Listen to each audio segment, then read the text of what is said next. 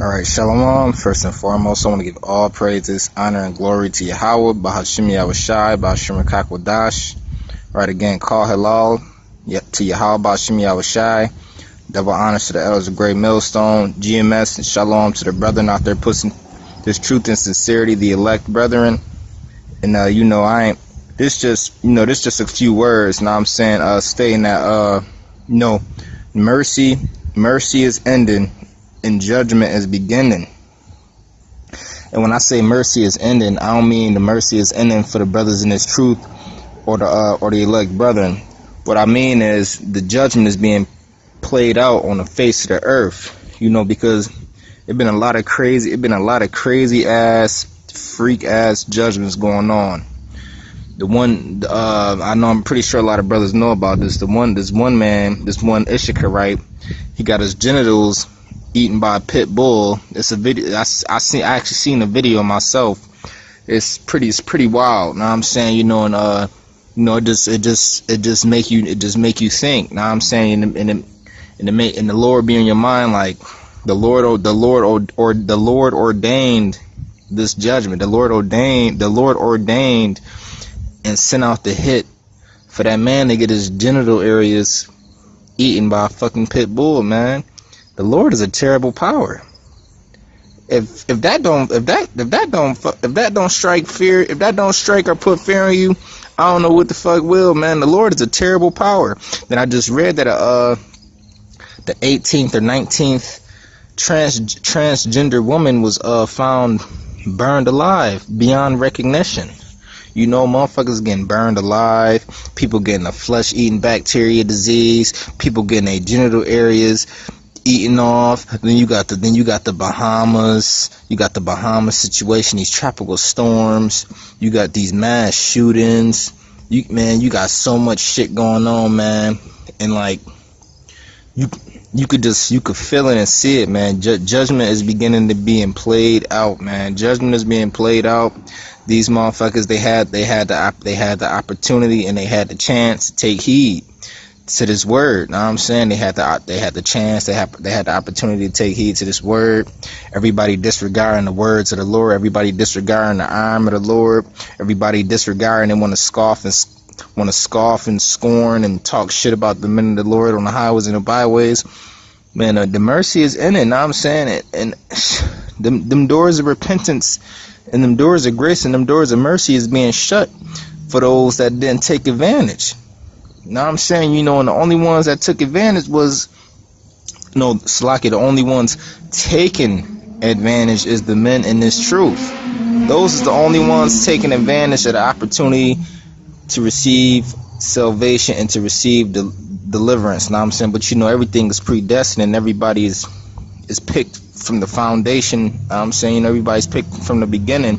But the point I was getting at is that mercy is ending and that judgment is beginning, and it's only about to get turned up and it's getting cranked. Know what I mean? And shit getting real. I just wanted to state a few words. Know what I'm saying? Shit getting real. Know what I'm saying? Judgment being played out and shit. The gloves getting taken off now, which pretty much mean none of us got no more room to be fucking up. And I'm talking about me. I'm talking about anybody listening to this. Don't nobody got room to be fucking up. If you could fix that area, fix it. Alright? Cause the fear of the Lord is our treasure, and it's about time to really start putting that fear on the pedestal. Know what I'm saying? The fear should have been put on the pedestal, but the Lord was more lenient, know what I'm saying, than what he is today. Because today, I'm saying, in the days to come, it's about to get real as fuck, and shit about to start being played out, and we ain't got no more time to be fucking up, man. It's time to tighten it up. It's time to lace our boots, and it's time to tighten it up, and it's time to clean up whatever areas we can. So if you still getting lineups, stop getting them shits. You still doing any type of dirt, stop doing it.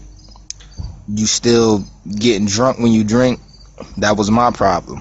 Stop doing it, or leave the shit alone. I gotta leave the shit alone And it's best if you get drunk, leave the shit alone. Know what I'm saying? You know, whatever the hell you can fix it. Know what I'm saying? Whatever you know area you slacking at, correct it. Know what I mean? Shit, mercy is ended and judgment is beginning. Call halal, Yahweh Shem Shai.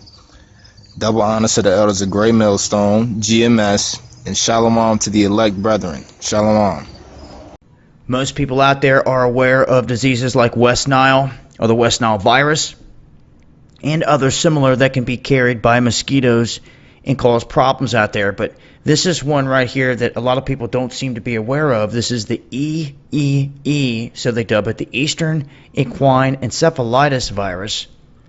This is being carried by mosquitoes, and they are saying that we now have a third death. You know, it's one thing to have one pop up, but then when they start picking up and you say, okay, it wasn't just an accident or a freak thing, you know, when it just happened one time, when it starts to happen multiple times, I think it's worth looking into and realizing that, hey, there's got to be, you know, more going on here than what meets the eye. There may be a larger swarm of these things carrying than what people realize. And if it's deadly, people need to know. Just imagine just outside in the backyard and you get bit by a mosquito and then you're dead. Or someone that you know dies. Just that simple. I mean, the same thing can be said for going to the beach down there these days with the flesh-eating bacteria. It gets scary. A lot of stuff going on here with these bacterias and things of that nature that can just thrive in warm conditions and just continue to wreak havoc. And this is one of the latest here. Like I said, this Eastern Equine Encephalitis. Just wanted to let it be known, put it in your memory bank. I'll update if we hear of anything else on this, but just be aware.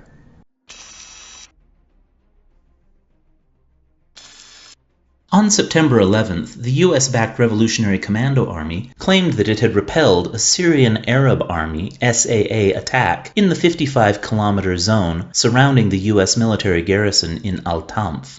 The militant group said that SAA units advanced using a Red Cross visit to civilians in the area. A Syrian military source stationed around the 55-kilometer zone denied these claims. The source told South Front that no clashes happened in the area. There are about 300 Revolutionary Commando Army militants stationed in Al-Tanf. They receive training, weapons, and supplies from the US-led coalition, despite multiple scandals surrounding this cooperation. Earlier in 2019, the group's spokesperson, Mohammad Mustafa al-Jarrah, was caught raping a 10-year-old girl from the nearby refugee camp. A prominent Hayat Tahrir al-Sham commander, Abu Abd al-Ashta, left the militant group accusing its current leadership of massive corruption and failing to defend militants' territories in northern Hama during the recent SAA advance. According to him, millions of dollars that HTS had for rearmament simply disappeared. Meanwhile, another key Hayat Tahrir al-Sham commander, Abu Abdul Mohsen al-Jazrawi, was assassinated in southern Idlib. The incident happened near the town of Sarakib on September 10th.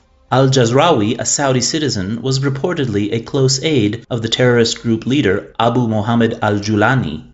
In the last few months, several prominent foreign terrorists were assassinated in Greater Idlib. The perpetrators of most of these attacks remain unknown.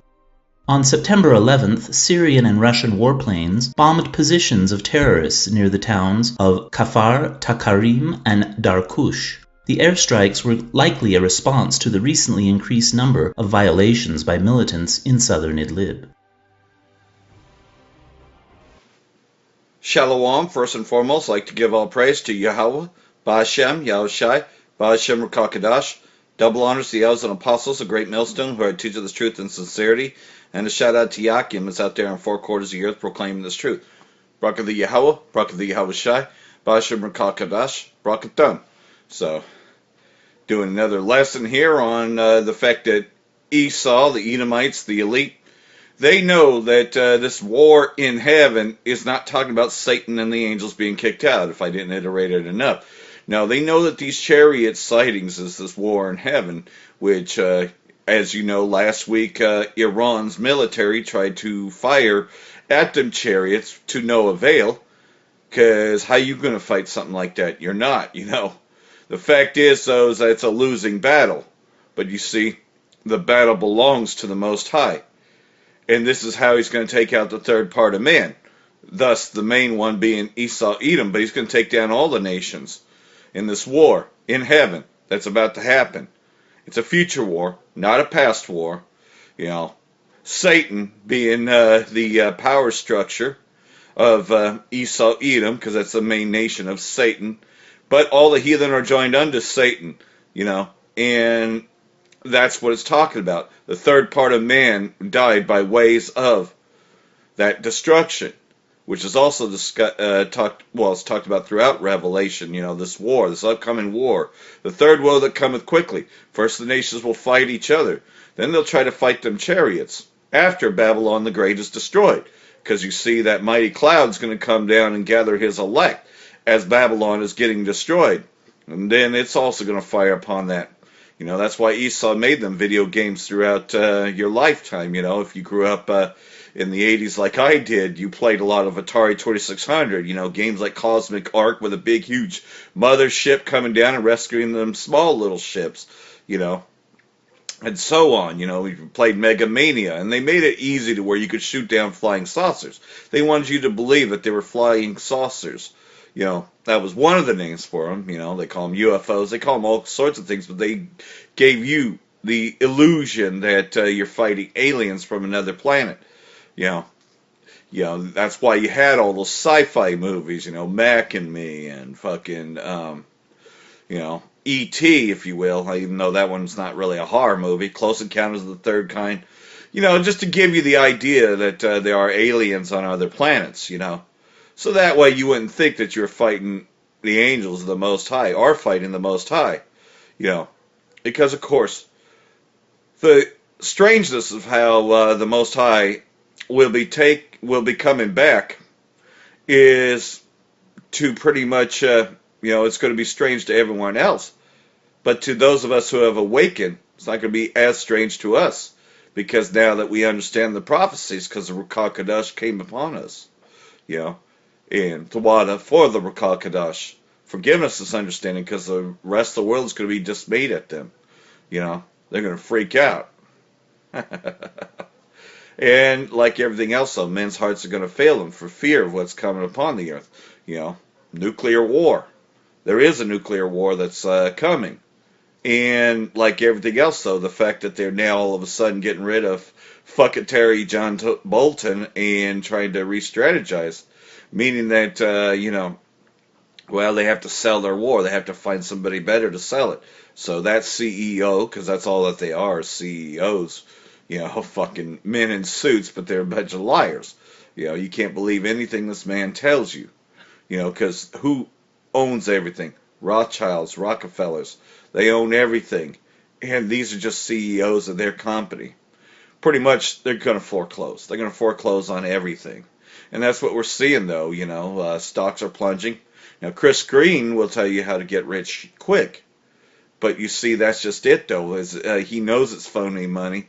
But he is a business investor, so he's going to tell you how to get rich quick. And that might buy you a little bit of time, but at the very end, Esau's just going to take it from you, because what do you think Homeland Security is? You know, they pretty much are going to seize all your assets. The government will do this. The government can. And you know that all travel has been suspended, you know, unless you have the real ID, which will be replaced by the RFID mark. We talked about that on the street yesterday as well. So, everything is there. This would be the year of Karagma, the year that Esau would push the mark, and we're starting to see a lot more of them chariot sightings. The Most High is most definitely visiting the kings of this earth, visiting Tyre, visiting Magog, visiting Gomer, visiting all these places. Gomer just recently stated that all these other places have nuclear weapons. We want nuclear weapons. And as Iran had put it, though, the only one that was a nuclear power in the Middle East who refuses to pretty much get rid of it is Amalek. Ashdod, the bastards dwelling in Ashdod, are the only ones that refuse to give up their nuclear weapons, their nuclear arsenal.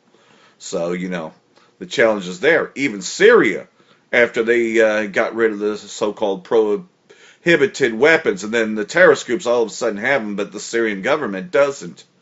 Bashar al-Assad put a test up there. He says, well, why doesn't Israel give up their weapons as well? Why doesn't everybody give up their weapons if they want a so-called peace? Because they don't want peace. They want war. And that's why the king of Tyre, is constantly in war, And I've stated it before, though, that Bashar al-Assad might actually be a two-third Jake, meaning that because we were very strong in the Persian army. And we know that he goes back to the Houthis, who go back to, pretty much the Persian Empire, which is Elam, And, well, we were very strong in the Elam Empire. Nonetheless, though, the captivity is happening to Elam in the latter days anyways, pretty much. Because, of course, all nations are going to be going into captivity very shortly here. And they're going to be ruled under us. We are superior, they are inferior, and that's why this devil's scared, because he knows that he has a short time. So he's going to come hard on his tribes. You already see that with FEMA, locking everybody up in the Bahamas, And these people run to it. They run to it, man. You don't even have martial law there. People are just running right to FEMA. They want help from FEMA, So they're just going to their internment camps. Even though this bastard has done everything he possibly could to show that he hates you fucking tribes, yet they still run to and fro to them. That's because they don't want to repent. They don't want to hear us. They don't want to believe it's true. They just rather believe, oh, well, you're just living in the past or whatever. No, it's currently present. Every time a cop shoots someone, you don't think twice. They'll call you a nigger to your face, man. They'll call you a spick. They'll call you a wetback because they think they're superior. But you see, we're superior and they're inferior. That's why they got to hide behind a badge and a gun. Without that, man, we fucking kick their ass, man. Come up on us like that, man. You're going to fucking get your ass kicked. But you see, that's just it. Esau don't want to get his ass kicked. That's why he hides behind his weapons. And that's neither here or there. We're not carnal. We're not going to fight. But I'm just talking about the two-thirds that will. Who shall rise Yahweh up? It's the Most Highest mustering up everything as they're getting ready to fight in the Valley of Yahweh. And we're just seconds away from seeing the big finale. The greatest fireworks finale ever, which is going to be when 200 million nuclear missiles are fired off. It's going to be a beautiful sight to see.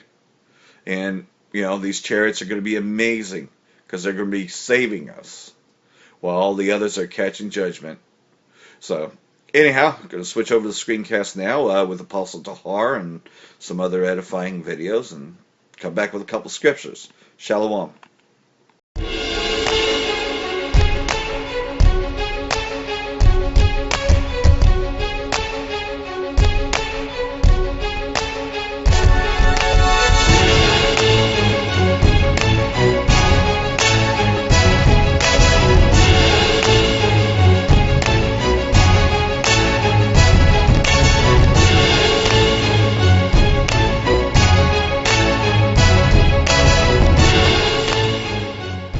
Shalom, Apostle Tahar coming back at you with the truth, giving all praises to Yahweh by Hashem, Yahweh Shai, by Hashem Kakwadash. And I'm going to entitle this video, I'm going to make it as quick as I can. I'm not going to make it long and drawn out. Unless the Most High put the Spirit on me. I'm going to entitle this video, Esau knows that UFOs are found in the Bible. Should I say mentioned in the Bible? Anyway, this site, I went to Google and I put in UFOs in the Bible, or UFOs Bible, and this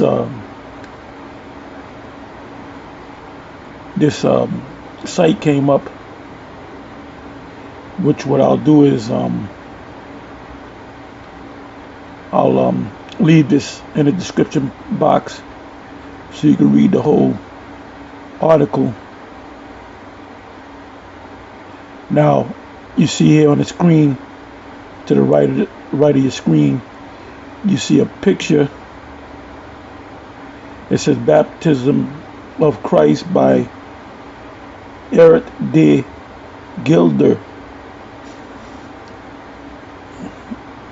And you can see above the head of these people, these Israelites, at the birth of the Lord, a UFO, which the scriptures say a star. Matter of fact, let me get it. Let me bring up another tab here, and I'll get the scripture.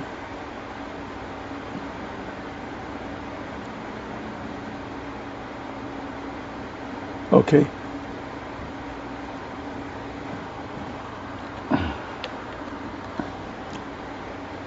Yeah, that star that they saw that the wise men, the company of wise men followed. Excuse me.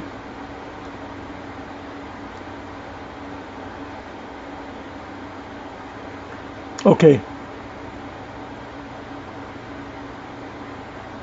Okay, I'm in Matthew's, the 2nd chapter.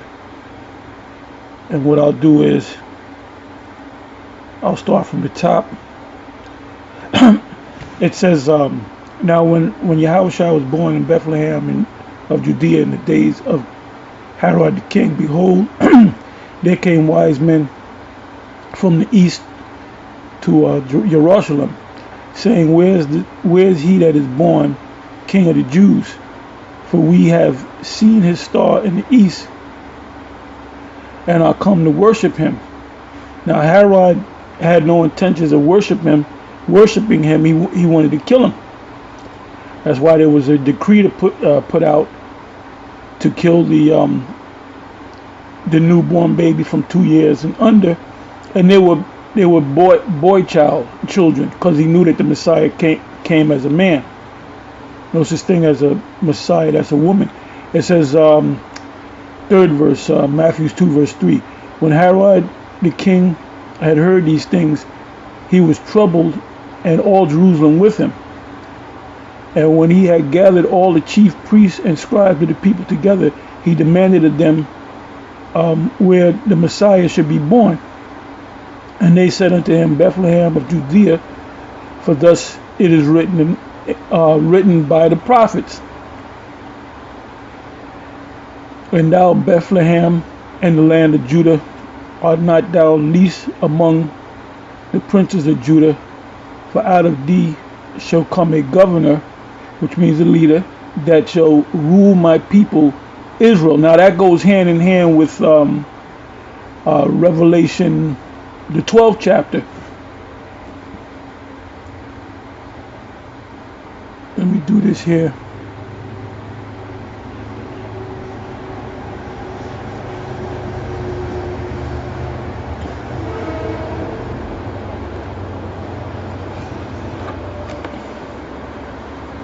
Get another blue letter going.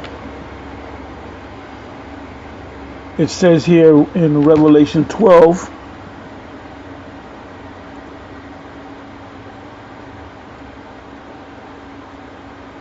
Revelation 12 verse 2,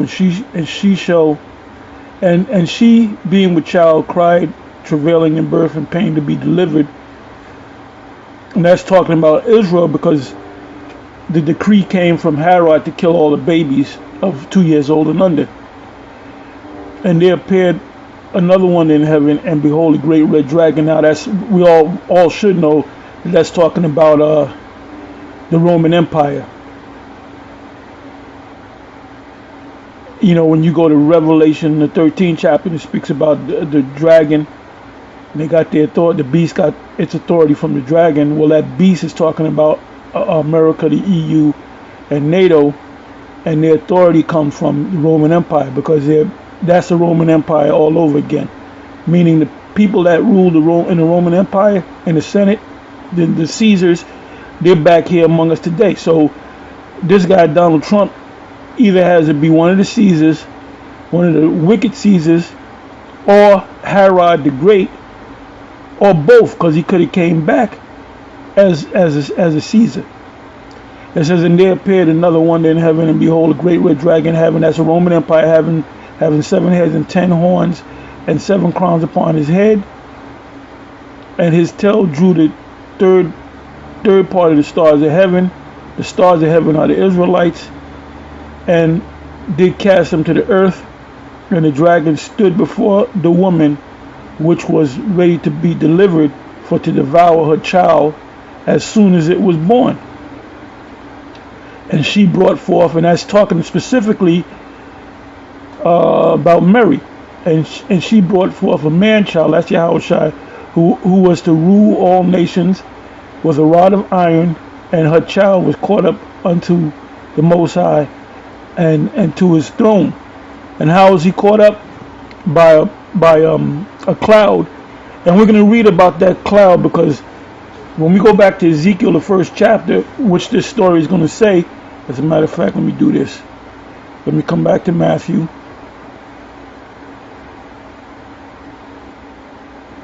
So it says, Matthew's 2 verse 7. Then Herod, so we just read this account of Herod bringing out the decree of killing the Hebrew boys. Now it says children. We just read that in Revelation, the 12th chapter. It says in Herod, when he had, and the red dragon, the tail of the red dragon is talking about the Roman Empire, because Herod was set up by the Romans to be, king of the Jews. When he had privily called the wise men, inquired of them diligently that what time the star appeared. Now that star is a UFO. It says, and he sent them to Bethlehem and said, go and search diligently for the young child. And when ye have found him, bring me word again, that I may come and worship him. He wanted to kill him. When they had heard the king, they departed, and lo, the star, which is a UFO, which they saw in the east, went before them till it came and stood over where the young child was. So it said that the star came over from the east and stopped in mid-air. Stars don't do that. That wasn't a star. That was a so-called UFO. It says in the 10th verse, when they saw the star, they rejoiced with exceeding great joy. 11th verse, and when they were come into the house, they saw the young child and Mary his mother, and fell down and worshipped him. And there goes worship. When you fall down and bow down, that means you're worshiping somebody. So are we to worship our Lord? Yes, we are. It said Peter worship the Lord. It says when they had opened their treasures, they presented unto him gifts, gold and frankincense and myrrh. So these wise men knew that this was the Messiah.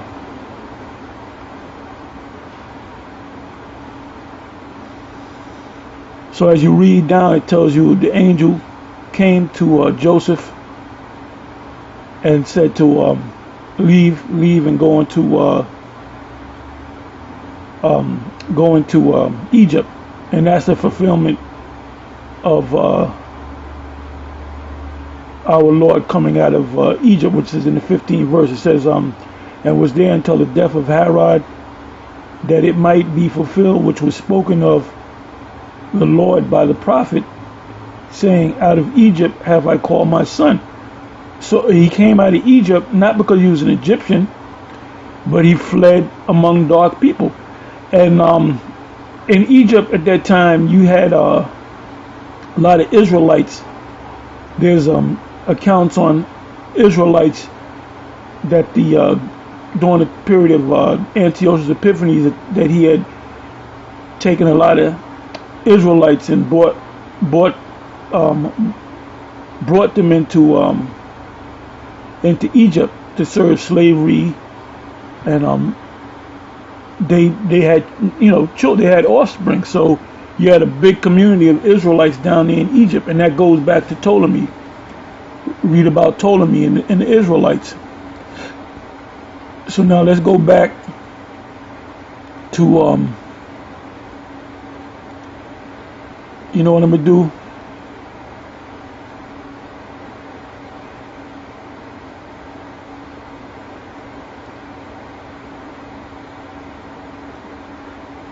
Let me go here. It says UFOs in the Bible. The Bible is completely accurate as an historical document.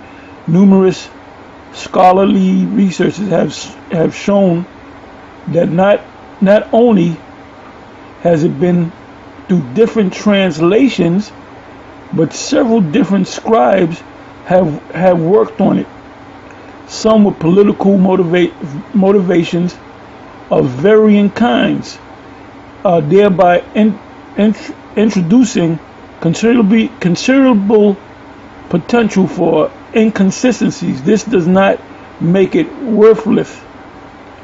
So you have some scholars that say, well, that UFOs are not mentioned in the Bible, then some say they are. It says, far from it. It is very valuable document, but it cannot be regarded as completely accurate. And Esau is always going to say that. It says everything which follows in this section should be read in the light of this.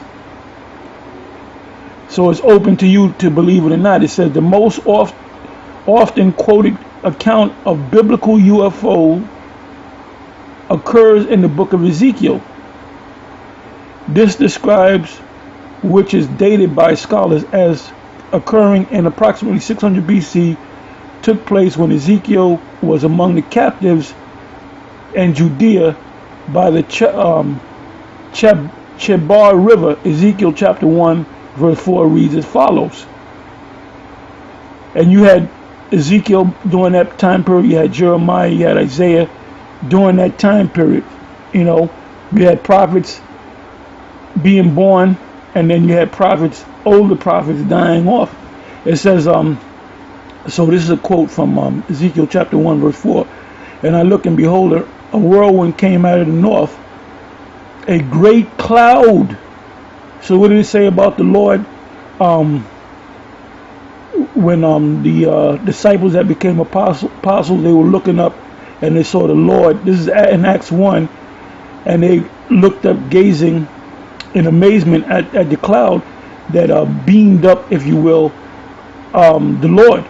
And there were two men in white, which represented angels, which were angels, said, why stand ye gazing up in the heaven? This same, just the Lord that was taken up by this cloud shall so come in like manner. So those are UFOs. So it tells you right here, it mentions the word cloud. It says a great cloud and a fire enfolding itself. And there's certain pictures of I had this book, what was it called, Project Blue Book or something like that, dealing with UFOs. It's somewhere in the house, but it actually, there's pictures of an actual UFO inside of a cloud. So you would see a cloud floating, and all of a sudden the cloud would dissipate, and it would be a UFO that was within that, covered by that cloud. So it wasn't an actual cloud, and a brightness was about it, and out of the midst thereof as the color of amber, which is an orange color, out of the midst of the fire. It goes on to say that this beautiful description of a UFO continues with what is commonly described as a close encounter of the third kind. A close encounter of the third kind is a UFO sighting. This type of close encounter has been reported by hundreds and thousands of people. Well, I had close encounters of the first kind, where you see one in the clouds or see one in the sky. It says around the world. A close encounter of the second kind includes some kind of physical evidence of a UFO sighting, such as a photograph or some physical substance from the craft. This type of close encounter is much rarer than the first, but there have been photographs taken of extraterrestrial spacecraft A close encounter of the third kind is a meeting with one or more occupants of the UFOs. And then there's a close encounter of the fourth kind where they take you up, beam you up into the ship. So what we're going to experience is a close encounter of the fourth kind. It's a UFOs who are visitors from other planets. After studying abundance of evidence of UFOs, there is no doubt in my mind that UFOs, and this is this Edomite scholar, scientist, scholar, whatever you want to call it, UFOs do exist and have been seen through the ages in a multitude of different countries and cultures.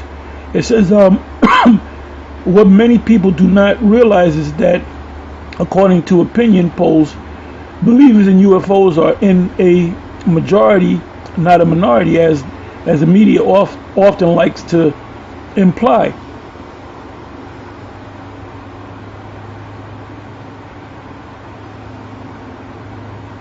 Well, let me jump down here. I'm just jumping around, but you can read this whole article yourself. It says, after the exodus of the Jews from Egypt led by Moses, there were numerous descriptions of UFOs which seem to have often accompanied them. Right, the cloud by day and the pillar of fire by night was a gigantic UFO that in the night, because they were in the wilderness, there were no lights in the wilderness, so that UFO would turn its light or on, if you will, so they can have light. And it doesn't describe how big that particular ship was, but it had to be tremendous. It had to be, maybe, I would say, maybe anywhere from 15 to 20 miles, maybe smaller.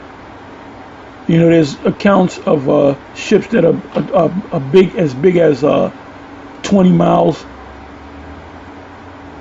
There's if you go to Security 10, there's a recent video that the guy that owns that YouTube page put up of a gigantic ship sitting on the side of the sun. And that's why Ezra, when he saw the Lord on that ship, he called it a mountain. That's how big the ship was. It says, after the exodus of the Jews from Egypt, led by Moses, there were numerous descriptions of UFOs which seem to have often accompanied them. Of course, the scribes writing the Bible did not use the kind of technology or terminology that we use. They would refer to clouds and stars, and we read that in Matthew 2, with the properties of high speed movement and flight control, as well as fiery clouds, and so on. The following extract from the book of Exodus, chapter 13, verses 21 and 22 is a typical example here, and so I'm going to read it. Exodus chapter 13, verse 21 and 22. It says, and lo, and the Lord and Yahweh went before them by day in a pillar of cloud to lead them along the way, and by night in a pillar of fire to give them light. So that was a UFO, a so-called UFO, to go by day and night. So the Lord actually led them through the wilderness. He took not away the pillar of cloud by day, nor the pillar of fire by night from before the people.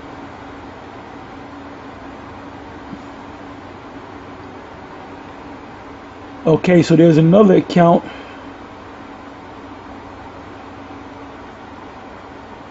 This is 2 Kings chapter 2, verse 11. It said, and it came to pass, as they, Elijah and Elisha, still went on and talked, that behold, there appeared a chariot of fire and horses of fire, and parted them both asunder, and Elijah went up by a whirlwind into heaven. So how did the Lord go into heaven? A cloud received him, and the angels explained to the apostles that the Lord went up in the heavens, and the way he went up is the same way he's going to come back to deliver the elect. Anyway, what I'm going to do is I'm going to hit a couple of scriptures. I got about at least 20 scriptures, 20 plus scriptures on these UFOs. And UFOs are real, and they are the angels that will, and the Lord that will come back and deliver the elect. I keep saying the elect of the children of Israel. You know, for the ones of you that know this, you know, you already know it. You can add to it. You can make a video, response video to what I made and put more scriptures. And I'm not going to go through a whole bunch of scriptures, but I'm going to go to a couple. Oh, let me go to Revelation 10 verse 1.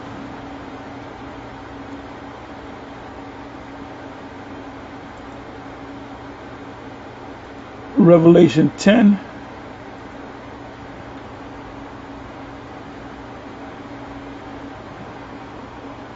Revelation 10,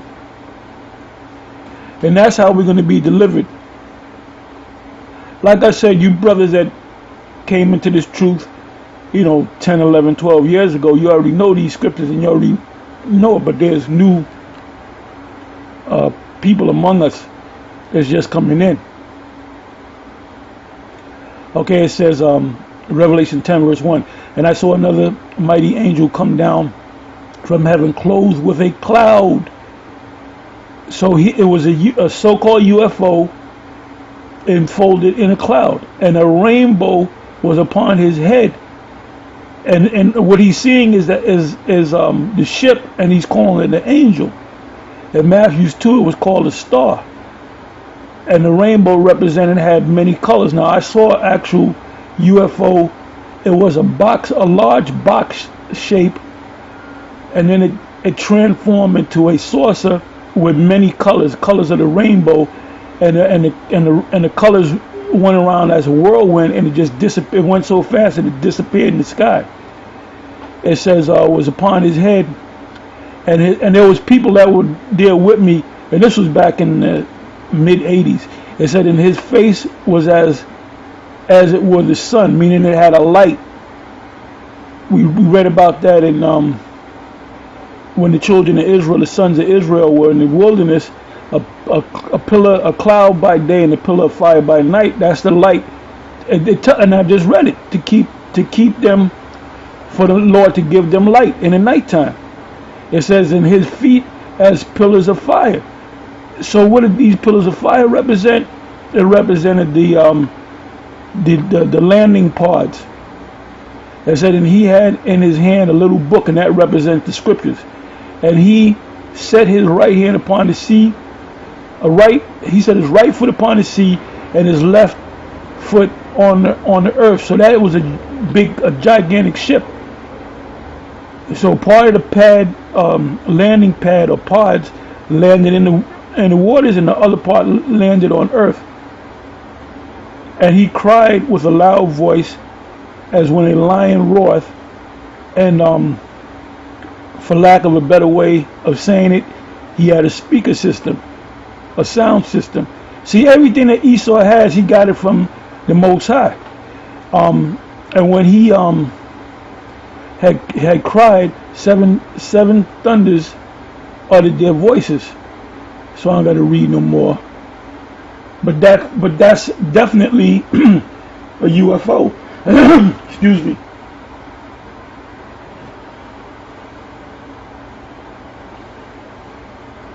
Let me give you another one. Like I said, I'm not going to give you all of them.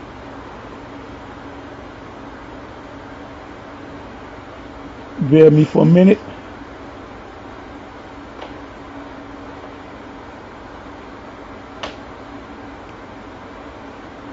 There's one in Ezra's, which second Ezra's, I believe. But I don't have it on my list, so I'm not going to read it. Anyway, let's go to Isaiah. Let's go to Zechariah. Zechariah 5.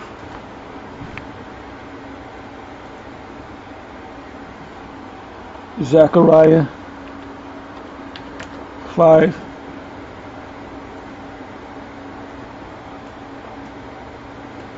and 1.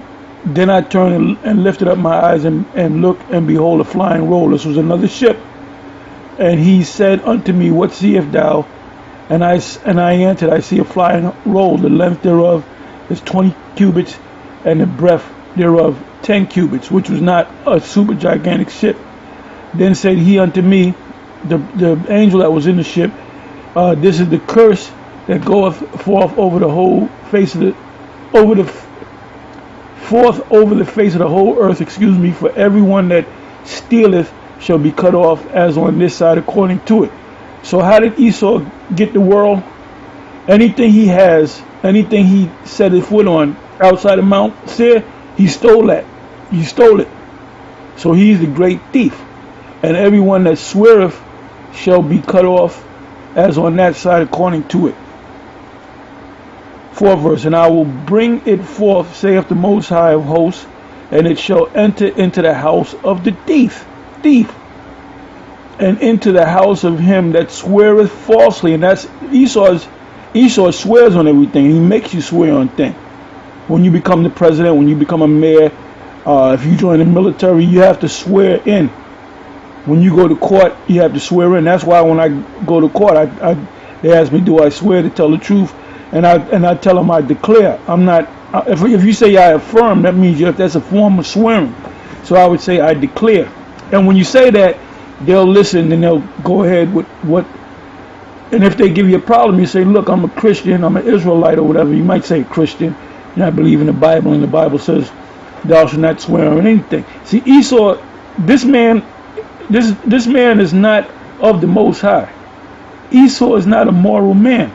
It says the 4th verse, I will bring it forth, saith the Lord of hosts, and it shall enter into the house of the thief, and into the house of him that sweareth falsely by my name. And it shall remain in the midst of his house, and shall consume it with the timber thereof, and the stones thereof.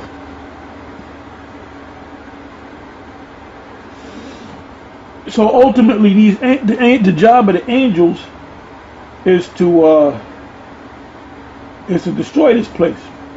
Now, let me get Zechariah. Let me get Zechariah 9 and 12.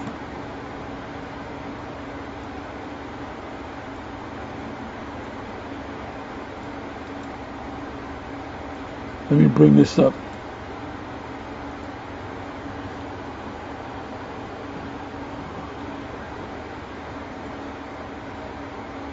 Zechariah 9 verse 12. It says, turn ye to the stronghold, ye prisoner of hope. Even today do I declare that I will render double unto thee.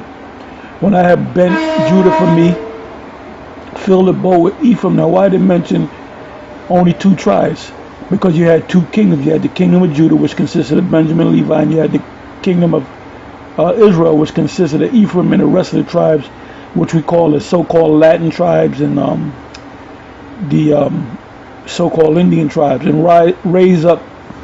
So this didn't happen. This is the prophecy that's going to happen when the tribes come together, the 2 kingdoms come together. And anytime you go to a camp, you'll see Judah, you'll see Benjamin, you'll see Levi, and you'll see some of the tribes, Issachar and Ephraim, and Simeon, within those particular camps. And raise up thy sons, O Zion.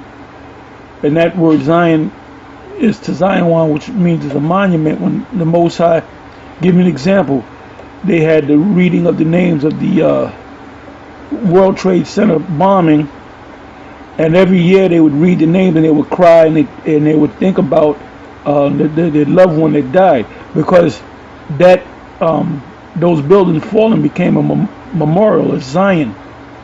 So every year at that time they remember. That's why they keep like if somebody passed away from a heart attack, after a while you forget about that person. You kind of remember them, but you don't cry every year, oh, he died on this day. But if something major happened, that becomes a monument, a thing of remembrance. It says, against thy sons, O Greece. Now that word Greece goes back to the word Yawan, which are the sons of Japhet, But Esau took that land, so Esau is being called God, Magog, Meshach, Tubal, and so forth, because they took those lands. It said, it made thee as the sword of a mighty man. And Yahweh, the 14th verse, and Yahweh shall be seen over them. Come on, that's talking about a UFO. And Yahweh shall be seen over them, or the Lord shall be seen over him, and his arrow shall go forth as a lightning. Do you think the Lord is going to bring out a bow and put an arrow, pull an arrow out of his quiver? It's talking about the lasers that's going to be coming out of that ship, those ships that's going to destroy Esau. And yet the Most High shall blow the trumpet and shall go with whirlwinds of the south. Whirlwinds of the south.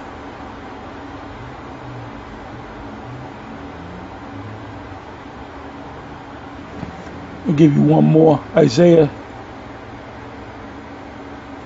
66.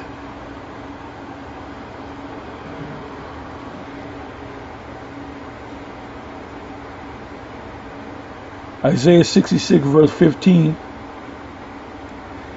For behold, the Lord will come with fire, and with his chariots like a whirlwind. Now we just read that in the previous verse in Zechariah 9. It says, for behold, the Lord will come with fire, and with his chariots like a whirlwind, to render his anger with fury and his rebuke with flames of fire. This is during the day of the Lord. For by fire and by a sword will the people plead with all flesh. I'm sorry. Will the Lord plead with all flesh? Now let me look up that word plead. I guarantee you it means judgment. Yep. The word there for plead is shapat.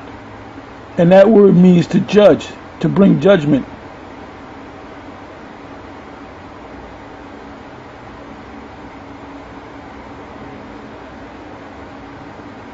Condemning, punishment, to execute judgment. That's what it means, judge.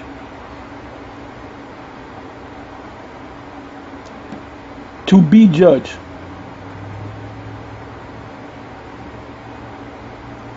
So the Lord's not going to come down to plead and beg with people. He's gonna bring judgment against them. Let me read that again. It's Isaiah 66:15.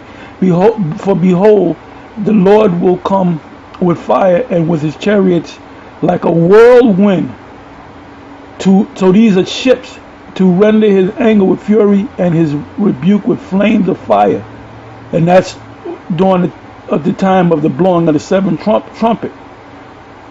It says, for by fire and by his sword will the Lord plead with all flesh, or bring judgment to all flesh that are not of the elect, and the slain of the Lord shall be many.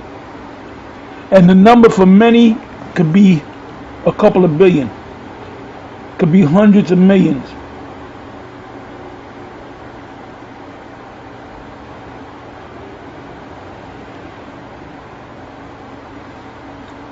So that's all I wanted to go into. I mean, there's like I said, there's a bunch of scriptures. I have about 20 scriptures, a list of 20 scriptures. But there's more to that list. I can add to that list. But anyway, with that, I'm gonna say shalom, and it's one more day closer to the destruction of the society and the upliftment, of the children of Israel. And if you watch our videos, basically we don't teach you about how to raise your son, and how to love your wife, and and how your wife loves you, and how to have family day. We don't teach all that, man. I mean, if it comes up, we'll go into the scriptures on that. But the mode that we're in is the mode of bringing out these prophecies, and that's what we've been doing. We've been bringing about these prophecies of what's going to happen in the very near future, how this place is going to come down, who the Edomites are, who we are, and various different topics. But most of the topics that we go into deal with prophecies. We're in the time of prophecies. We're in the time of the gathering of the elect. Anyway, with that, I'm going to say shalom, and it's on to the next one. Shalom. So, after fuckatary Bolton, Trump goals remain unrealized, because these clowns that wear suits, man, it just, they have to get somebody else in there. And you heard the rhetoric, oh no, just fucking horse shit, Oh, that was a very nice thing to say, about Libya, and the policy, fucking piece of shit, These fucking goddamn CEOs, they're nothing but liars for the Rothschilds. The sudden and bitter departure of John Bolton from the White House was baked in the cake from the day he arrived there. Well, of course, because the books are cooked. For Bolton's worldview formed and fixed in a Cold War that ended in 1991 was irreconcilable with the policies Donald Trump promised in his 2016 campaign. Indeed, Trump was elected because he offered a foreign policy that represented a repudiation of what fuckatary Bolton had advocated since the end of the Cold War. Oh, they all want the same thing. It's just that they just didn't like the way he presented it. He just wasn't able to present the warmongers. Trump wanted to call off Cold War II with Russia to engage with Vladimir Putin and to extradite U.S. from Middle East wars in which Bolton and the neocons did so much to plunge the United States, which Trump is a fucking neocon too. Don't let these people fool you. Where Trump demanded the NATO nations and allies like South Korea and Japan just start paying the cost of their own defense, Bolton is an empire man who releases the global role and responsibility of America as the last superpower and custodian of the New World Order. Let's see that word, New World Order. Trump saw in the hermit kingdom of North Korea an opportunity to end its isolation and bring Kim Jong-un into talks and persuade him into giving up his nuclear weapons in return for a full Reed mission and welcome into the world that Kying turned its back on after World War II. In Trump's passive acceptance of Kim's resumption of short-range missile tests last August, Bolton surely saw signs of appeasement. So, in other words, they're just passing the blame off onto that. Oh no, don't look at this guy in the suit, look at this other guy in the suit. Which nobody sees the man behind the curtain, right? Well, we know who you fucking Rothschilds are, you fucking devils. And more on these bastards. The Israeli Prime Minister threatens to start another war on Gaza in coming days. Well, of course, because every time Benjamin, not a Jew, has to run for re-election, put on the suit again, of course, releases more war, in his, pretty much his, what do you call it, ethnic cleansing. Benjamin, not a Jew, says he may start another military operation in the besieged Gaza Strip before September 17th, when snap elections are to be held in the occupied territories. Another conflict with Gaza could happen at any moment, including 4 days before the elections. Benjamin, not a Jew, said on Friday morning after returning from a brief trip to Russia. The date of the elections does not factor into a decision to go to war, he added. So either way, though, be prepared. But wait, there's more on Benjamin, not a Jew. The least of the flock drawing him out. Benjamin, not a Jew's annexation pledged aggressive electoral propaganda. And this is coming from Iraq. The Iraqi Foreign Ministry has condemned Israeli Prime Minister Benjamin, not a Jew, controversial pledge to annex the Jordan Valley and the occupied West Bank if re-elected in the September 17th snap polls, describing it as an aggressive electoral propaganda. Iraq categorically rejects a statement made by Benjamin, not a Jew, the Prime Minister of the Zionist regime of Israeli state, concerning his intention to include the Jordan Valley and the northern Dead Sea to the occupied territories, the ministry spokesman Ahmad al-Shaf said in a statement released on Friday. So either way, though, they're planning to do another ethnic cleansing, these fucking goddamn gutter rats, These bastards dwelling in Ashdod. The statement added, we see it as an aggressive electoral propaganda and a racist settlement policy designed to deprive the Palestinian people. And hey, Apostle Tahar said this, though, that probably a good portion of our people are mixed among Palestinians. People of their rights and a very dangerous occupation step towards Palestine, which will fuel the Israeli-Palestinian conflict in the regions and needs an Arab and global reaction to be confronted. Iraq stresses the importance of providing international protection for the Palestinian people and the territories from the Amalekite policy of exportation by force and demands a real, practical, and responsible effort at all levels to address the expansionism of the Zionist entity, which deliberately violates international law and the UN Security Council resolutions, namely Resolution 242 and Resolution 338, Sarov said. So, pretty much, man, you know, fucking places are getting tired of these goddamn fucking gutter rats, you know? And it's about fucking time. But wait, there's more about spying. From Benjamin Not a Jew, these goddamn fucking gutter rats who really run everything.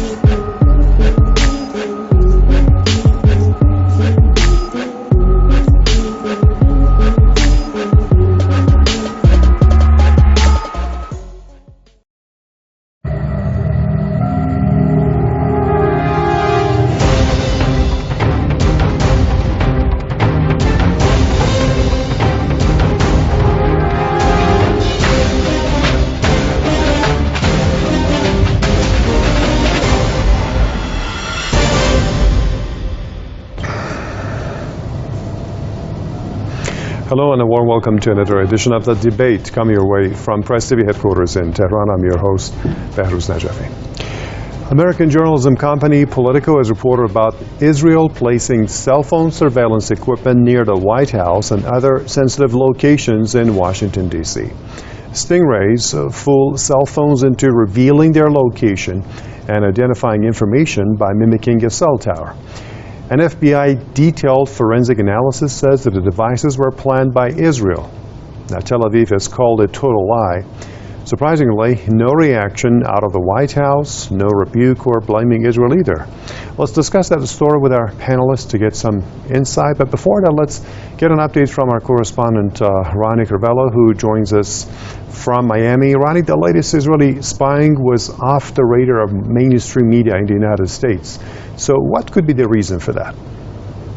Well, I have to tell you first that this is not like news because that happens back in May of 2018, the first time that some agencies had informed the White House that they suspect that Israel was behind some of those teeny surveillances around the White House, and not only near the White House, in many other places in Washington, D.C. So this is not new. What is new, though, and not surprisingly at the same time, is the fact that Donald Trump has done anything. It's a complete silence about it. what, according to the political news feed, it said that since Israel is behind this, they are using actually the same methodology that the United States has used in the past towards not only what they called enemies, but also allies. Remember back in, when the president was Obama, was a scandal on that. Not only European countries, but also South American countries even recorded their telephone conversations for a Brazilian president. So in the case of Israel, I would say that that's not new. What I say is that we should at least, here in the United States, people should at least deserve and demand some answers from the White House, especially from Donald Trump, despite the fact that many experts say that they believe that the White House will continue to be totally and complete silence and perhaps denied. All right, thank you for that. Ronnie Carabello, our correspondent now in Miami. Now to discuss the topic, I'm joined from the Answer Coalition by Richard Becker out of San Francisco, and writer and political analyst Charles Orther joining us out of New York. Good to have both of you gentlemen. Now beginning with Richard, mainstream U.S. media and news channels did not show any appetite to cover this story.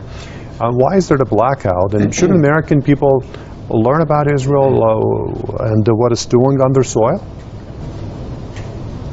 Well, I think, first of all, it's important to point out that there's a long history of Israeli spying on the United States. The most famous Israeli spy in the United States was Jonathan Pollard, who was an analyst with the U.S. Navy, and he went to prison in the 1980s for almost 30 years, who collected and turned over to the Israeli intelligence huge amounts of material. I mean, far, far in excess of what we're talking about here, and far, far in excess in terms of importance.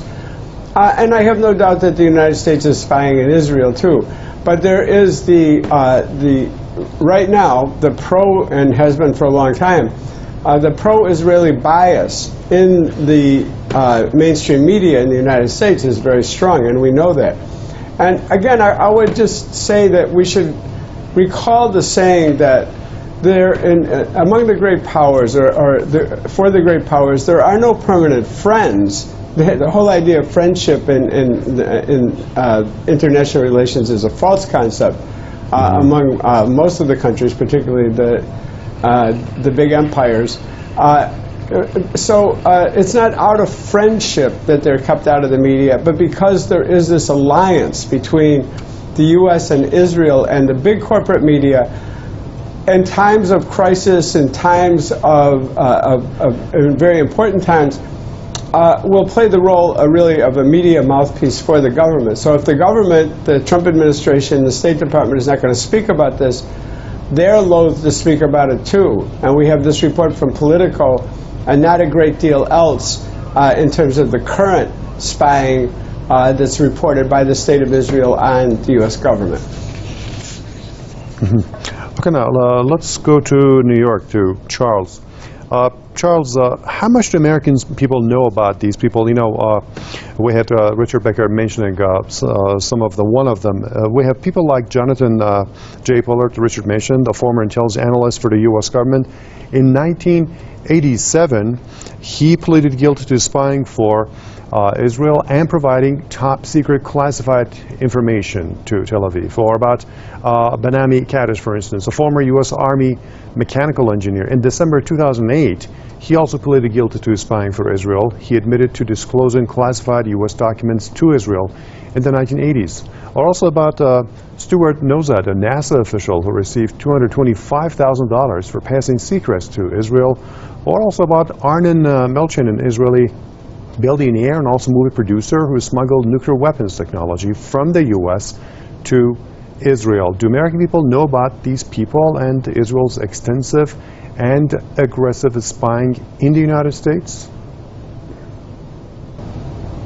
I think most Americans certainly know about the case of Jonathan Pollard, because that keeps coming up where the Israelis are requesting, the Israeli government seems to repeatedly request was repeatedly requesting his premature release from prison.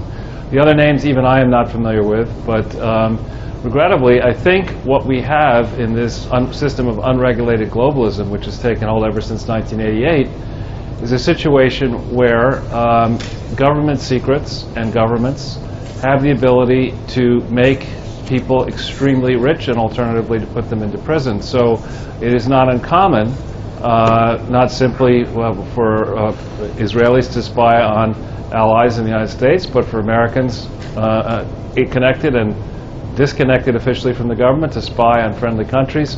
A system has emerged where there seems to be no arbiter of what is fair and what is not fair, what is legal and what is not legal.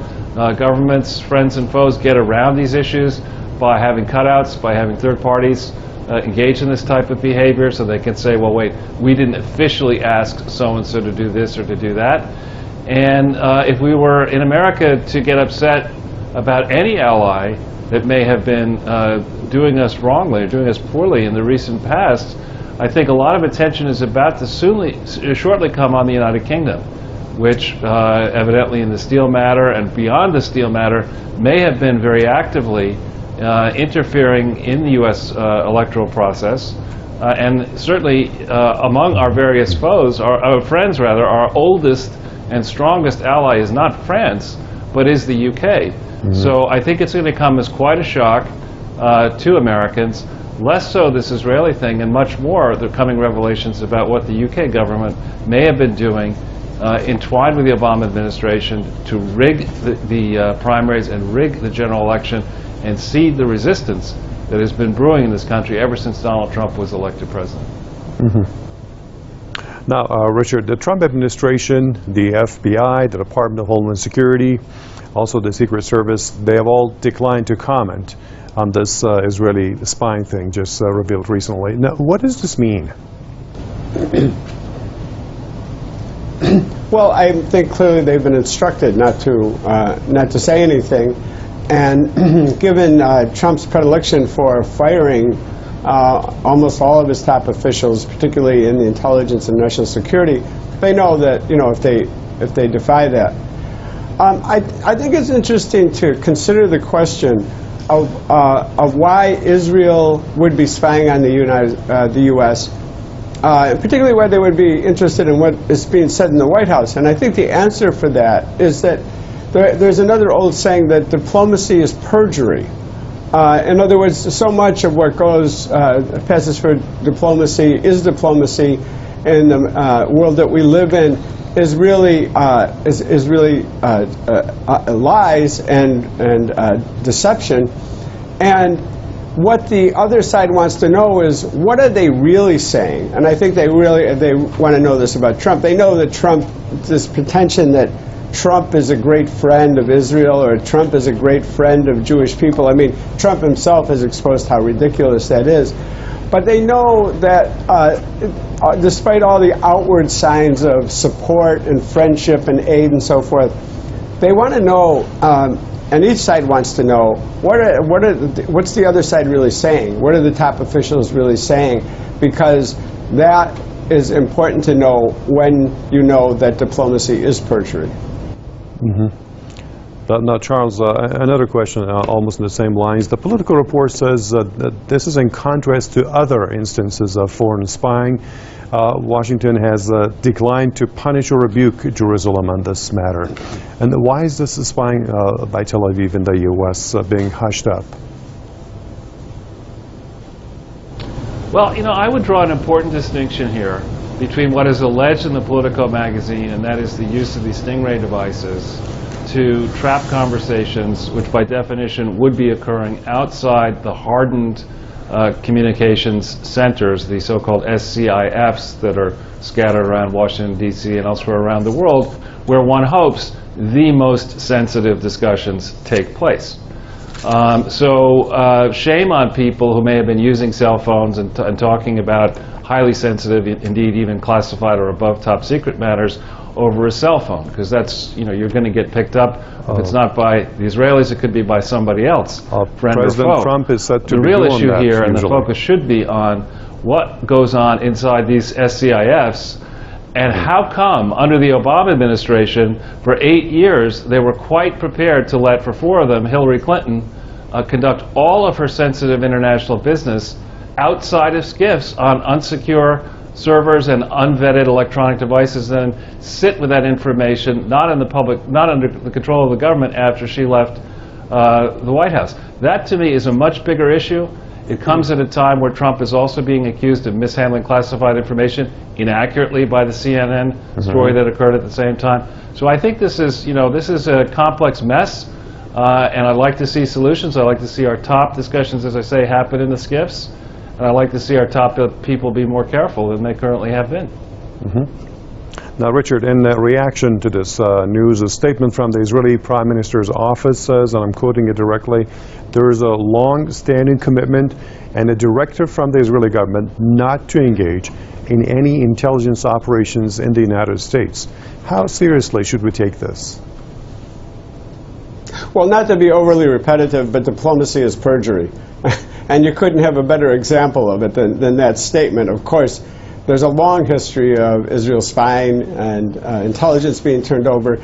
And also, I have to say that there's this spying not only on the U.S. government, but there are clandestine intelligence operations being carried out against anyone in the United States who is critical of the state of Israel. And there are multiple organizations with huge budgets, the ADL, the Canary Mission, the Israel Project, and the ADL, and many others who carry out these actions and are given a free hand to do that inside of the United States, even though they're vilifying and demonizing and libeling U.S. citizens and other people who live in the United States.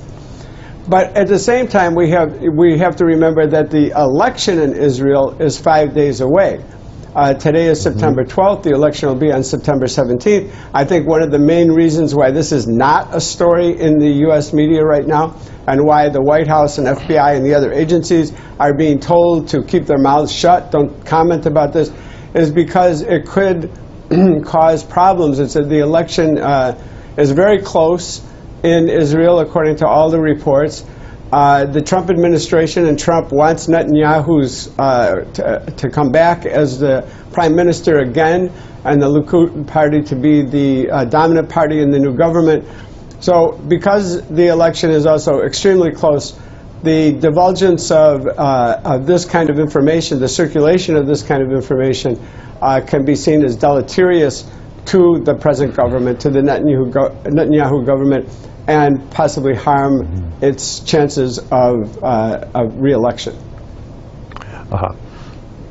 Now, Charles, we have some documents that published by whistleblower Edward Snowden, and they indicate that a 2013 national intelligence estimate on cyber threats ranks Israel the third most aggressive intelligence service against the United States after China and Russia. Your take on that? Again, it would not surprise me. When we speak of cyber intelligence, and what we were talking about is hacking and trying to discern secrets. And in this world, in this information age, those secrets are enormously valuable.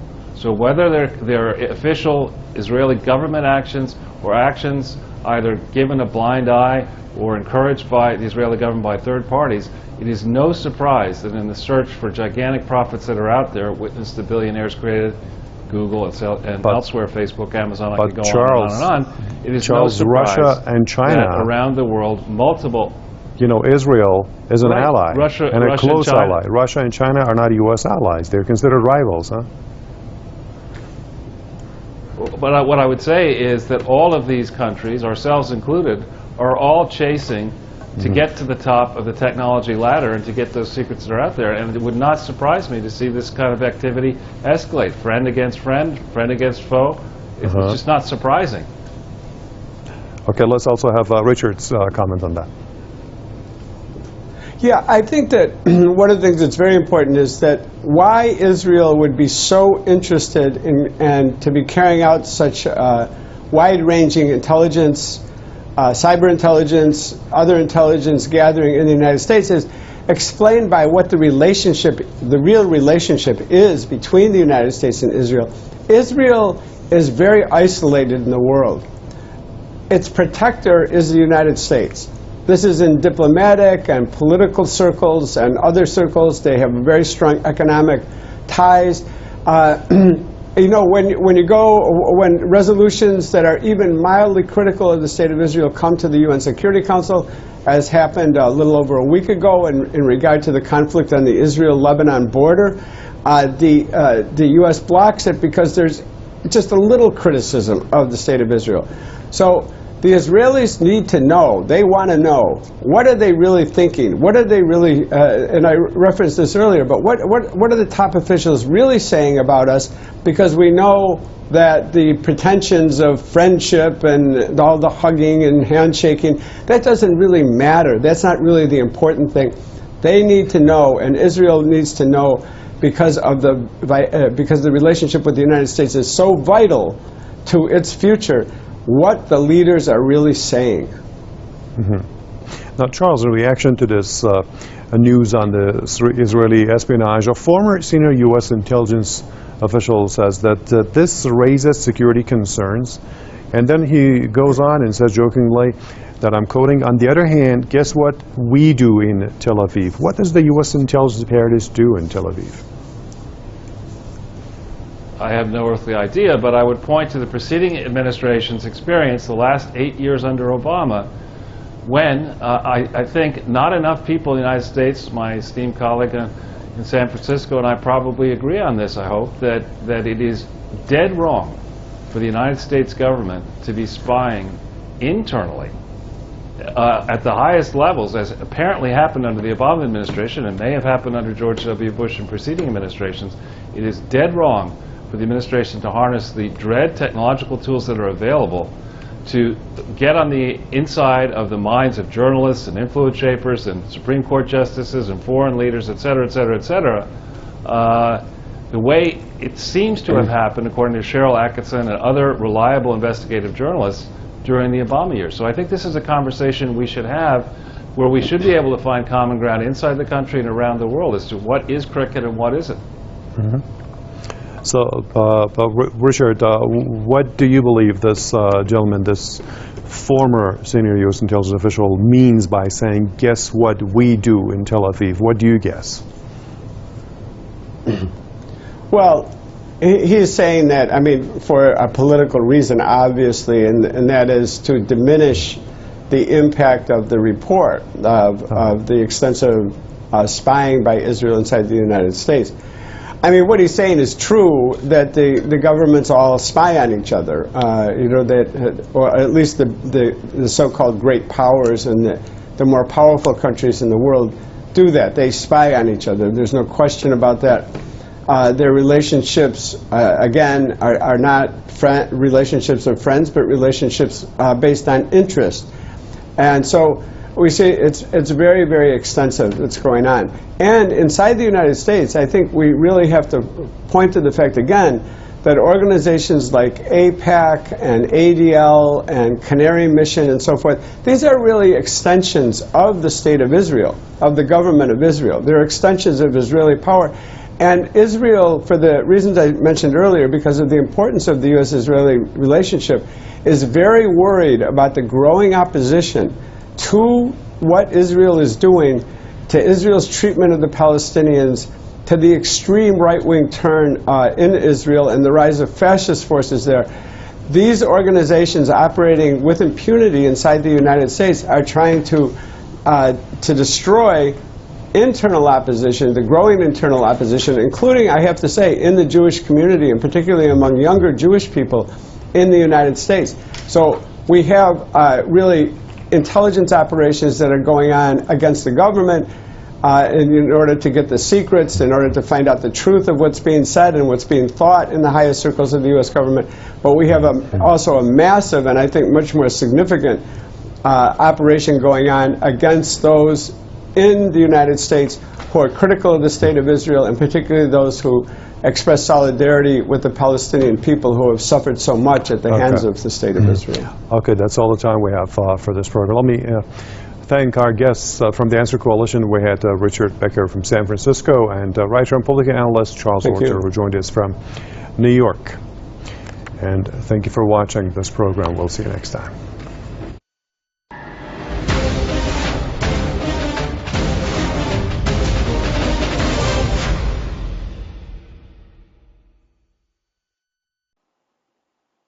So I'm just going to go ahead and pull out the scriptures concerning this because, of course, Esau loves to twist these ones, and it's because it's a future war, not a past war. Satan, 1/3 of the angels, didn't get kicked out of heaven. That's not what this is talking about. So we're just going to read it, because we here at Great Millstone, we have the 100% truth. Revelation chapter 12, verse 7. And there was war in heaven, meaning in the skies above. Michael and his angels fought against the dragon, talking about Esau and his power structure. Not Satan, but against Esau's power structure, not as in the angel Satan or the, because I know that you see those names pop up, but nonetheless, though, that's not what this is talking about. This is talking about the power structure, which is operated under Satan, because Satan is, what is Satan? Satan means adversary. So our adversary, Esau, and the dragon fought, and his angels, meaning the chariots. The chariots fought against, the warplanes of the warmongers, the drones and all that shit, man. That's what this is talking about. And prevailed not. Neither was their place found any more in heaven. In other words, their space force was totally wiped out. And the great dragon was cast out, meaning that they lost. They couldn't defeat the Most High and his angels. That old serpent called the devil, which is Esau, Edom, and Satan, which pretty much is, Edomites, man. And all the nations joined unto Satan, which deceiveth the whole world, and they did it by Christianity and many other things. It was cast out into the earth, and his angels were cast out with them, meaning that they were taken down. Pretty much, though, this war is a future war. It's not too far from now either. And I heard a loud voice saying in heaven, now has come salvation and strength, meaning that we get the kingdom back. And the kingdom of our power and the power of his Hamashiach, for the accuser of our brethren, which are you red Hebrew Edomites, is cast down, which means that they have no power over us. Our enemy is finally put down, which accuses them before our power day and night. Constantly, though, whose courtroom are we appearing in? We're appearing in Esau's courtroom. They've been the judges of the earth, but not no more. And they overcome him by the blood of the Lamb and by the word of their testimony, and they love not their own lives unto the death. Meaning that, we testified of Yahweh Ba'Shem Yahushai, and we were pretty much, we hated this place, and we testified unto our deaths, man. Some of us will have to die for our testimony. That's just part of that, but the reward is greater, because finally we're getting out of this fucking place. So I hope all this has been edifying, and, pretty much leave one more edified video, and hopefully all these videos together have been edifying. For that, I want to say Shalom. Welcome to Yahweh, Ba'Shem Yahushai, Ba'Shem Rakakadash, Wa Abba Babal. Rakatam Yehovah elect. Shalom. Call hello, Yahweh Ba'Shem Yahushai, Ba'Shem Rakakadash. Double honors unto the apostles and the elders. Salutations to all my fellow laborers doing this work in truth and sincerity, risking their lives and their freedom to do so. To the scattered elect, the scattered among the nations, to the hopefully elect, the tabernacle of David. To the few Akwaf that are listening and learning, to you I say Shalom. This is your brother Malcolm. I'm from the branch of the Great Millstone here in Chicago. Coming at you with another lesson, and this lesson is about faith. All right? And a lot of people lack faith, especially women. Women are more carnal than men are, collectively. And it's true. They believe in this system. They believe in Esau. They believe in their degrees and their doctorates and their jobs and things of that nature, even as these things are disappearing and becoming less and less. They put their faith, they're looking to be comfortable. And they need to come to the realization that there is no comfort and there is no rest for the Israelite. Right? And even those who sell out, that lifestyle that hasn't a shelf life on it. That's going to come to an end. You people who believe in this system. All right, so I'm going to let this college professor, educator, Ivy League educator, share with you a few statements, and then I'm going to go into the scriptures.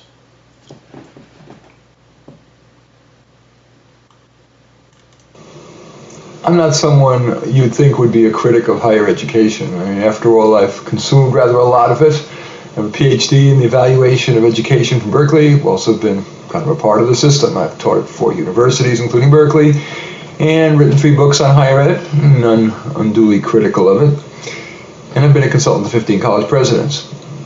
But as the decades have gone by and I've learned more and more about what goes on behind the ivy, I've become convinced that higher education is America's most overrated product.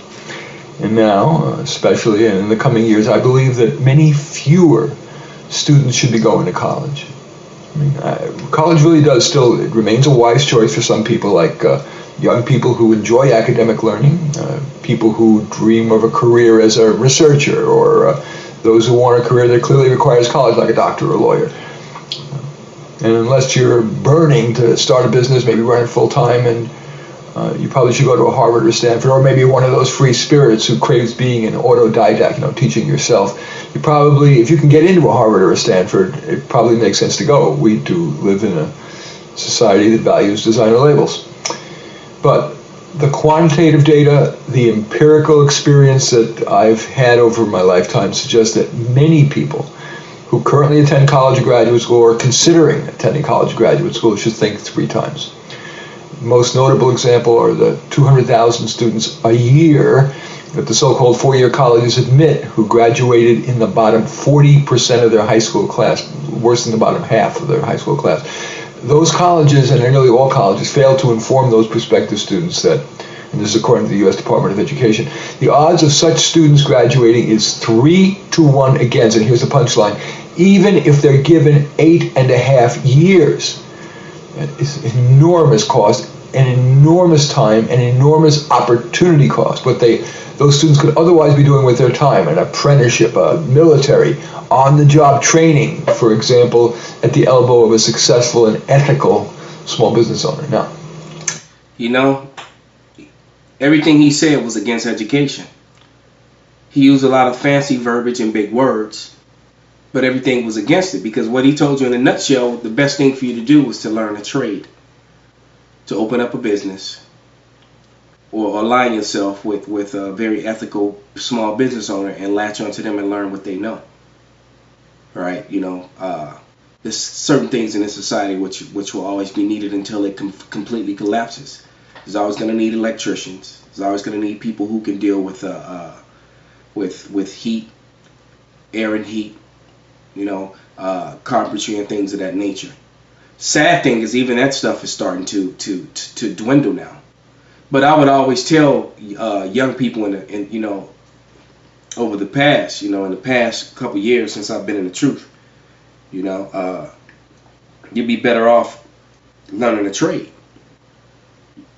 You'd be better off, because you could always do side jobs. There's certain things that you can learn that they can't take from you. They can't take skill away from you. Something you can go out and do it, regardless of if you have the licenses or not, because you have the skill to do it.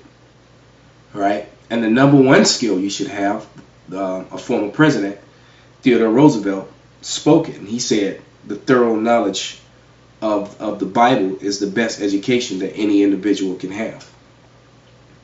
So a lot of you people lack faith. Let's go straight to the scriptures. This is Romans 3:3, and it reads, "For what if some did not believe? Shall their unbelief make the faith of God without effect? God forbid. Let God be true, but every man a liar. And as it is written, thou mightest be justified in thy sayings, and mightest overcome when thou art judged." All right. But if our unrighteousness commend the righteousness of God, what shall we say? Is God unrighteous, who taketh vengeance? I speak as a man. God forbid. For then how shall God judge the world? So, hey, our power is coming to judge the world, man. And he's giving you all the signs to show you that it's happening. All right, and the most people that have an issue with what's going on is mostly women. There's a lot of men too, but it's mostly you women. You know, that where's your God? That thing. I'm gonna be looking stupid, you know, if 2 years go by and everything is still here, when you should be just simply worrying about pleasing Yahweh Ba'ashem Yahushai. All right, a lot of you women, you want that instant and that gratification now. Well, guess what? The men of the Lord have to wait on Yahushua. We have to wait on our Lord, on our man, on our groom, because it says that Israel is like unto a bride, man, and we waiting for the Lord to come back. Well, guess what? You women have to wait with us, point blank, period. All right, you got it, you know, and then the Lord did make the woman a weaker vessel. So she's never going to have the faith that a man has. In most cases, they're just not going to have it, man. All right, so this is, let's go to 2 Thessalonians.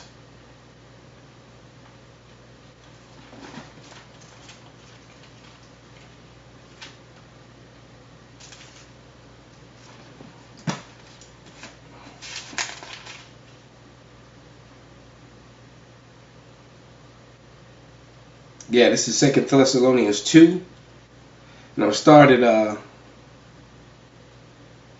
verse 10. It's saying, with all deceivableness and of unrighteousness, and them that perish, because they receive not the love of truth, and that they might be saved. For this cause God did send them a strong delusion, that they should believe a lie.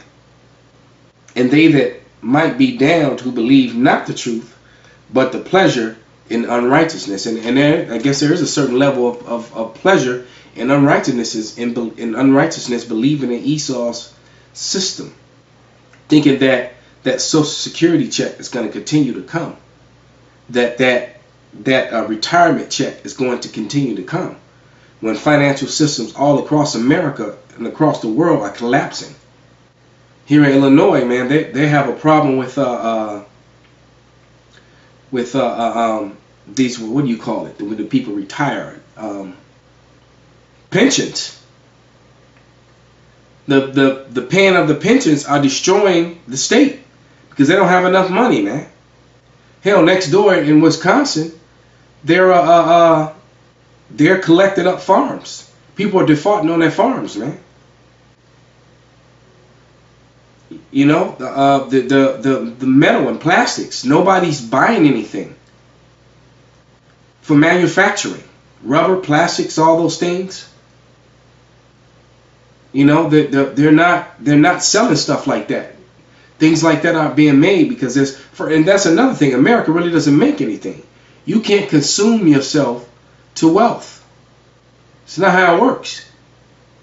You have to create things, and there's nothing really being created here except debt.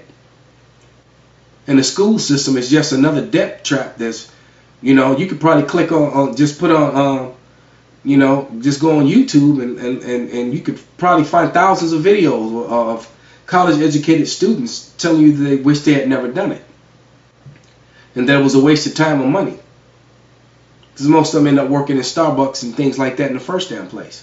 Working jobs that have nothing to do with the degrees that they got. So lucky I'm a little under the weather. Got a damn sinus infection, man. Breathing in all this messed up air that Esau has, man. Hence the reason why I want so much for this to be over, man. I'm tired. We're all tired.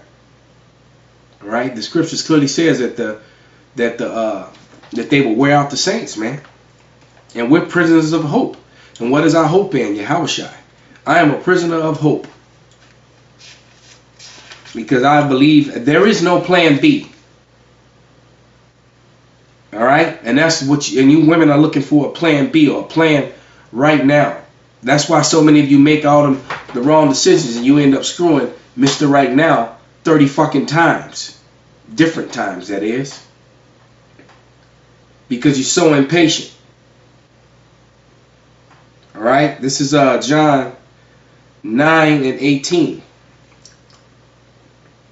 And it reads, "But the Jews did not believe concerning him that he had been blind and received his sight until they called the parents of him that had received his sight. They asked him, saying, Is this your son, who ye say was born blind? How then do he now see?" So that's just it, man. Most of our people are not going to believe. They desire a sign, man. But the Lord said, I can't really remember the scripture, but the Lord said something to the effect, I know it's in the Apocrypha, I think it's in Ezra, when it says about them who had faith and had never seen him. You know, roughly paraphrased. I've never seen Yahushua except for a righteous artist affliction according to what the word says. All right? I've heard his voice in dreams and in visions and things of that nature, but I've never seen him. But I believe in him 200%, 144%. And I have nothing else. And if that's not enough for you, then oh well. All right? Because this is all based upon faith. The information that we have, all right, lines up with the scriptures, lines up with history, lines up with the prophecies.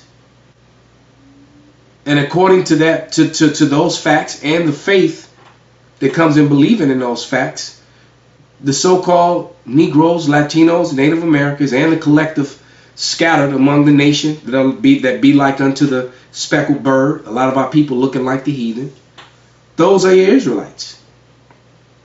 Point blank, period. All right? Next scripture is 2 Ezra 15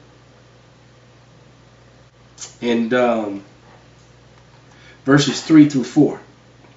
And it reads, "Fear not the imagination against thee, let not the incredulity of them trouble thee that speak against thee.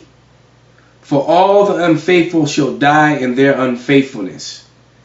Verse 5, "Behold, saith Yahweh, I will bring death and destruction. Salaki, I will bring plagues upon the world, sword, famine, death, and destruction." And those things are happening at a rate that they've never happened before. All yesterday, it was 9/11, and if you notice, they don't show the aircrafts crashing into the buildings anymore, because that was debunked so hard, and people came against that so hard because they just disintegrated and planes crash and hit the ground, you know, at 600-700 miles per hour, and that's luggage and seats and everything everywhere. But that was none of that. So they quickly over the years learned to just not even just say that the planes hit the building and show some smoking buildings. Then you had a third building that fell, and a lot of Americans aren't even aware that there was a third building that fell that was never hit by anything. All right, that was a 47-story building that collapsed in its own footstep as well. And anyone familiar with or ever watched demolition videos when they demolish skyscrapers, you know, buildings don't fall in their own footprint, even if they're hit by a plane. Let's put it this way: planes hit buildings before 9/11, and planes hit buildings after 9/11, and no building has ever just completely collapsed in its own footprint from fire. All right, the elements of steel and concrete and things of that nature just don't operate in that matter. But that's another story in itself. But that's a lack of faith that people have. And it just goes to show you the blind stupidity collectively of the Americans and of the Israelites who live in America that prescribe to what Esau puts in his lying media. All right. Last scripture. This is 2 Ezra 5 and 29, and it reads,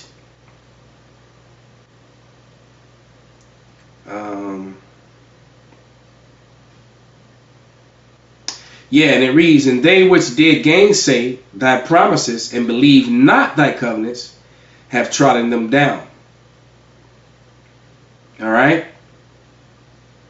And I'm going to read verse 30. "And if thou didst so much hate thy people, shouldest thou punish them with thine own hands." And look, that's why many of you are just going to receive death by pain, because of your lack of faith and your lack of belief. All right? It's a question that I always ask, man, because when you're outside, especially when it's windy, you can see the trees blowing in the wind. You can see the leaves and the plants and the bushes. You can see them blowing in the wind, but you cannot see the wind. Yet it's there. You can't see the Lord, yet it's there. You can't see the truth, but yet it's the truth. So with that, I'm going to give all praises and glory and honor unto Yahweh Ba'Hashem Yahushai, Ba'Hashem Rakakwadash, Wa Abba Babal.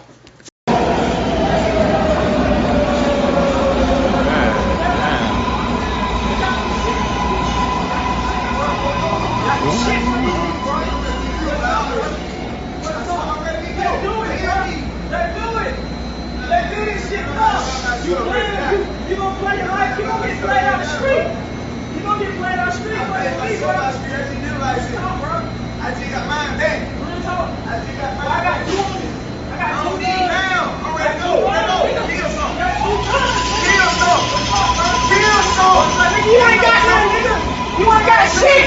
You ain't got shit, nigga. You a broke this fuck. You a bad broke nigga. I got two bro. What's up, bro? Get cool. I'ma burn your ass. Get cool. I'ma burn your ass, nigga. If you even lay your hand on me, I'ma burn your ass, nigga. I'ma send you to hell, nigga. Yeah. I'm trying to die. Shoot something. You ain't got no weapon on you. What's up like that? I need that.